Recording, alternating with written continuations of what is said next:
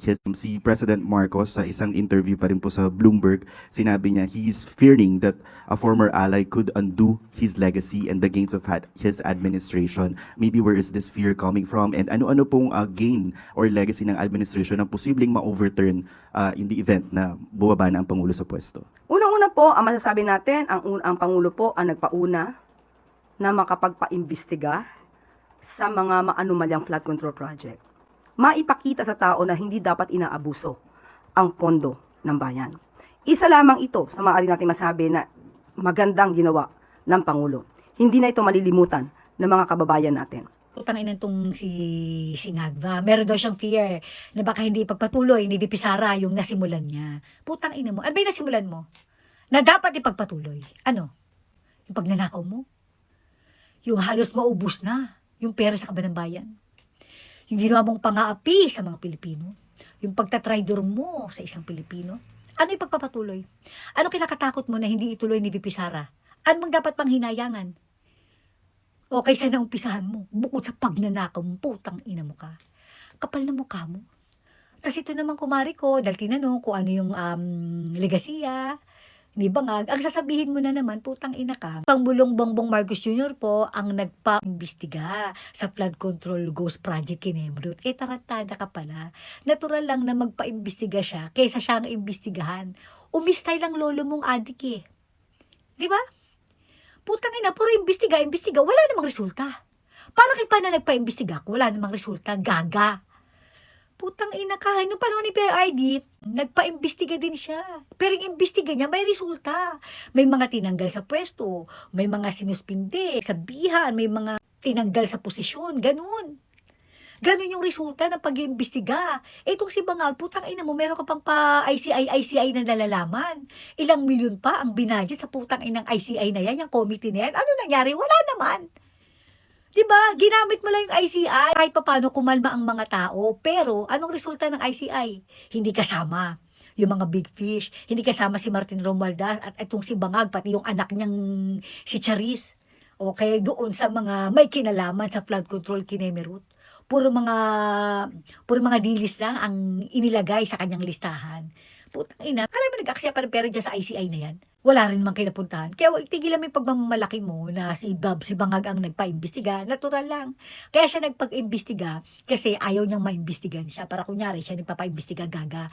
Sasabihin mo pa, ito yung magandang nagawa ng Pangulo na hindi na malilimutan ng taong bayan. Gaga. Putang ina ka. Kung meron mang hindi na malilimutan ng taong bayan, yun ay yung pagnanakaw na ginawa ni Bangag. Yung mali-malitang pera, putang ina nyo.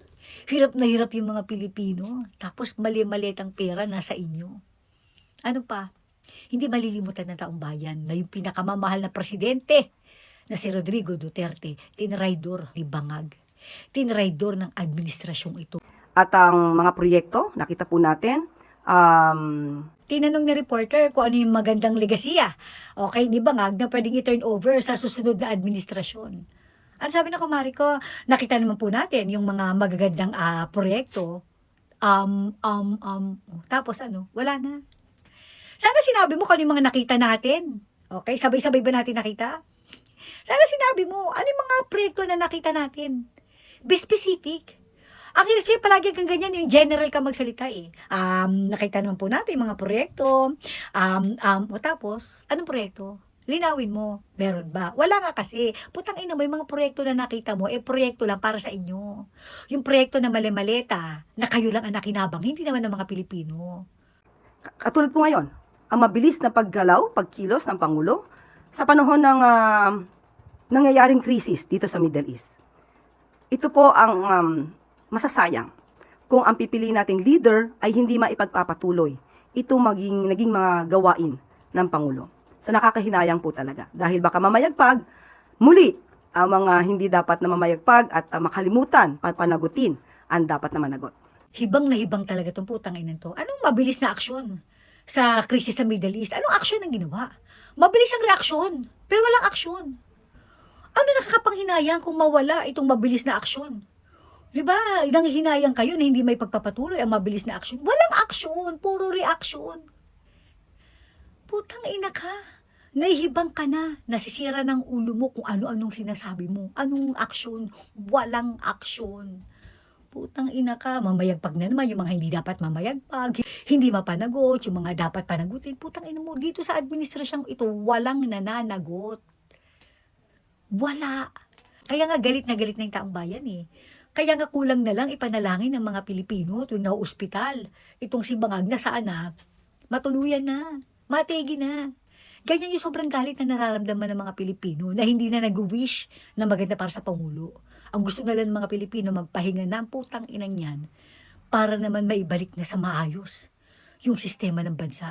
Para maibalik na ulit kung ano man yung nararapat para sa mga Pilipino. Putang ina kami nalalaman ka pang mamayagpag ka naman yung mga hindi dapat mamayagpag. Leche, sa 2028, abangan nyo tong kumari ko. Naka-wheelchair na rin tong putang inang to. Ayop kang harot mo. Ina mo.